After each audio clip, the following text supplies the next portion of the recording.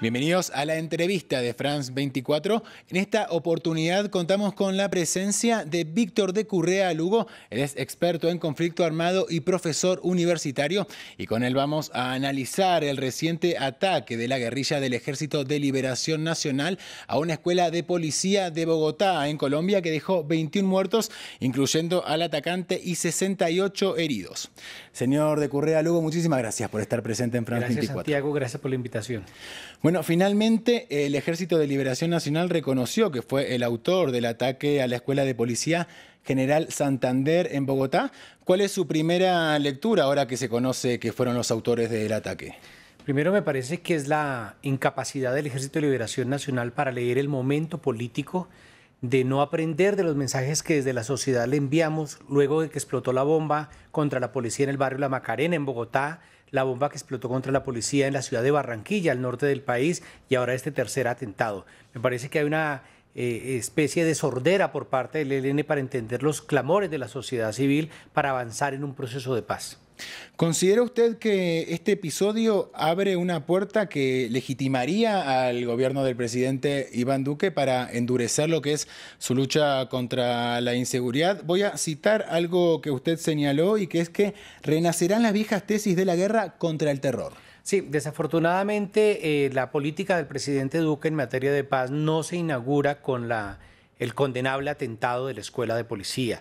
La postura del presidente Duque y de su equipo desde el 7 de agosto del 2018 ha sido de un rechazo a la paz, una evasión a la mesa, un irrespeto por la agenda pactada. Con esto de ninguna manera estoy justificando, no se me malinterprete, lo sucedido, pero también hay que reconocer que en el contexto de la construcción de paz el presidente Duque no ha dado pasos que permitan avanzar. Ahora, lo grave es la instalación de la guerra contra el terror, en el sentido de que es una teoría creada a partir de los hechos de Afganistán en septiembre del 2001, y que donde se ha aplicado solamente se ha encontrado con fracasos. El fracaso de estas teorías en el caso de Afganistán, por ejemplo, o en el caso de Irak, ha llevado a los países a una mayor confrontación bélica sin entender la complejidad de los conflictos. Ningún conflicto es unicausal. Y esa multicausalidad y esa riqueza de variables y complejidades son las que se requiere a la hora de buscar una salida negociada. Si nos amarramos únicamente con una forma de explicarlo, diciendo, como decía el expresidente Uribe, son unos ciudadanos contra un grupo de terroristas, me parece que no damos cuenta de la realidad colombiana y de la altísima complejidad de 50 años de guerra.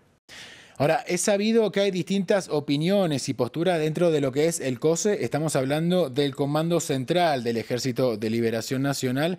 ¿Cree usted que este ataque responde al COSE directamente, o que fue perpetrado quizás por la voluntad de algún miembro en particular o por alguno de sus frentes? Para mí sería difícil contestar porque no tengo la información suficiente. Sin embargo, quiero aprovechar la pregunta para responderlo de otra manera.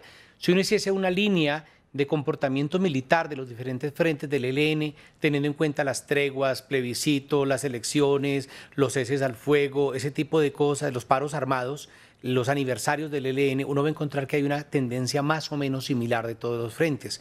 Eso demuestra que no hay la tal división, que es uno de los mitos que a mi juicio hay sobre el ELN. Pero además quien firma el comunicado es la Dirección Nacional. La Dirección Nacional es una instancia que es superior en términos, es mucho más amplia y mucho más determinante en la política del ELN que el Comando Central, que el COSE.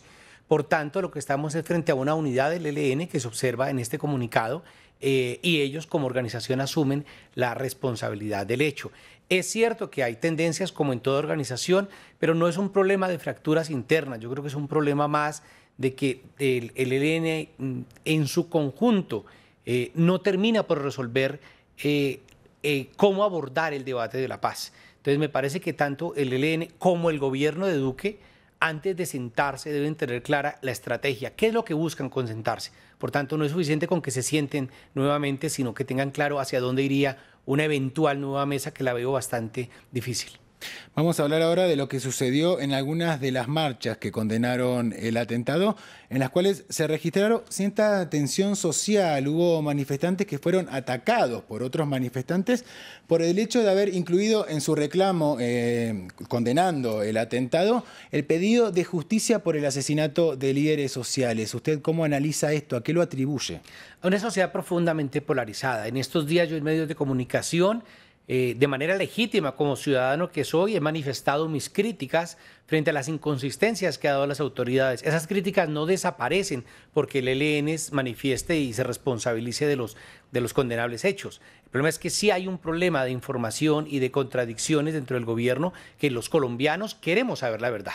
Y ese deseo de la verdad es interpretado como un favor a la guerrilla. Es como si ahora mi condena al acto me hiciera favorable de la guerra. Y eso, ninguna de las dos cosas son ciertas. ¿Qué pasa? Estamos en una sociedad profundamente polarizada, donde cualquier gesto que uno haga, cualquier comentario que uno haga, es inmediatamente afectado o por las calumnias o por la malinterpretación.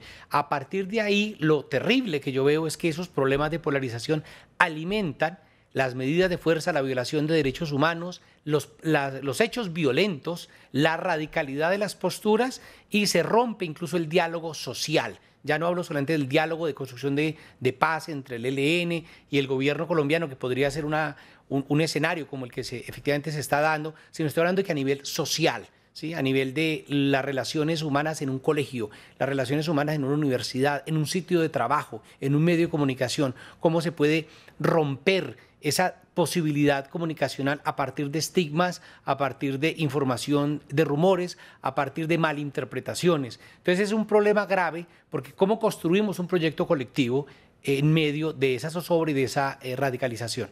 Ahora, el presidente colombiano Iván Duque pidió a Cuba que entregue a los negociadores del Ejército de Liberación Nacional que están allí en la isla. Cuba respondió que no, se niega a hacerlo, porque dicen que actúa en estricto respeto a los protocolos del diálogo de paz. ¿Cómo evalúa usted tanto el pedido que hizo el presidente de Colombia como la respuesta por parte de Cuba? Permítame hacer rápidamente un comentario. Primero, es importante aclarar que un debate es el de la autoría, el otro debate es sobre las inconsistencias de la investigación, otro debate es el fin de la mesa de negociaciones y otro los compromisos internacionales que adquirió Colombia cuando invitó a unos países que sirvieran de garantes. Mezclarlo es profundamente perjudicial. Cuba no es la sede de la mesa de negociación porque Cuba lo haya impuesto o lo haya decidido, sino porque el Estado colombiano pidió al Estado de Cuba que sirviera. Me parece terrible que un gesto de amistad hacia la construcción de paz por parte de un país, del régimen que sea, ese no es el debate, sea planteado como un apoyo al terrorismo. Lo que sí es cierto, como ya es público, porque Frank Perl lo hizo público y me parece correcto para la tranquilidad de la transparencia de la información, es que el gobierno colombiano debe permitir que los países garantes permitan el desplazamiento de esa delegación de guerrilleros, no por complicidad frente al terrorismo, sino porque así lo establecen. Hay un principio de derecho internacional que se llama pacta sunt servanda, que traduce los pactos son para cumplirlos. El Estado colombiano le pidió algo al Estado cubano, aquello quedó escrito, y hacer eso es convertir al país llamado Colombia en un hazmerreír de la comunidad internacional, no frente a Cuba y Venezuela, frente a Noruega, frente a Francia, frente a España, que ofreció sus buenos oficios, frente a la comunidad internacional. Suiza, Suecia nos han acompañado a nosotros como colombianos tratando de construir este proyecto de paz. Por tanto, sería una afrenta a los principios internacionales faltarle a ese compromiso. Y repito, no significa eso una complicidad, sino un respeto a lo acordado. Ahora, el Ejército de Liberación Nacional, en el comunicado en el que asume la autoría del atentado, propone también un debate político y volver al diálogo. ¿Cree usted que esto es realista, que es viable? A ver, yo lo que creo es que uno no puede patear la mesa de esa manera y no entender la dinámica política de lo que se vive en Colombia, no entender ni ser capaces de calcular, más allá del dolor de las víctimas, las consecuencias políticas de ese acto. Hoy por hoy resulta difícil. Los que creemos en la paz, pues vamos a seguir empujando porque se abra un diálogo nacional. Pero repito, lo importante no es que se abra el diálogo nacional. El problema es que el ELN tenga claro hasta dónde va a llegar y el gobierno colombiano hasta dónde va a llegar. Y si en eso hay una coincidencia, por supuesto que la paz sería posible, pero sentarse para generar un desgaste y causar más dolor, jugar más con el optimismo o poner de nuevo en entredicho a una sociedad que quiere acompañar ese proceso, me parece profundamente dañino. ¿Considera usted que ya se cerró la posibilidad de una salida negociada del conflicto con la guerrilla? No. Esto suena paradójico con todo lo que he dicho, pero el problema grave es que en más de 50 años de conflicto armado no hemos logrado que la guerrilla acabe con que se tome el poder ni hemos logrado que el gobierno acabe con la guerrilla. Ante ese empate negativo, no porque las partes sean iguales, sino porque hay un conflicto armado que no se resuelve, se impone la salida negociada. Duele decirlo, pero la experiencia internacional así nos lo demuestra. Ahora, para finalizar, señor Víctor de Currea Lugo, usted hizo referencia a una inmensa cantidad de inconsistencias informativas desde que ocurrió el hecho. ¿Cuáles destacaría?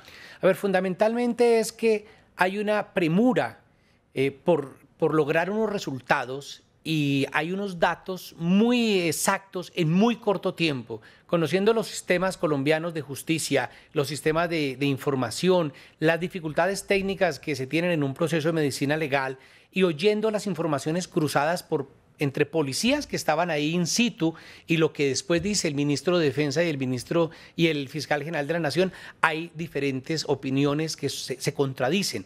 Por eso la preocupación de que los colombianos tengamos acceso a la verdad. Queremos la verdad del ELN, queremos la verdad de las FARC, pero también queremos ver la verdad del Estado. La verdad es una de las bases de la construcción de paz y en este caso particular, creo que por respeto a las víctimas y a sus familiares queremos saber realmente qué pasó. Y no podemos, si la policía cometió errores de seguridad, que lo reconozca. Eso no exculpa al ELN de ninguna manera, pero pedir esa justicia en la información y ese acceso a la verdad tampoco nos vuelve cómplices del acto sucedido. Señor Víctor de Currea Lugo, muchísimas gracias por haber estado presente en France 24. Gracias, Santiago, muy gentil. Y a ustedes los invito a continuar informándose en el resto de nuestra programación y también en france24.com.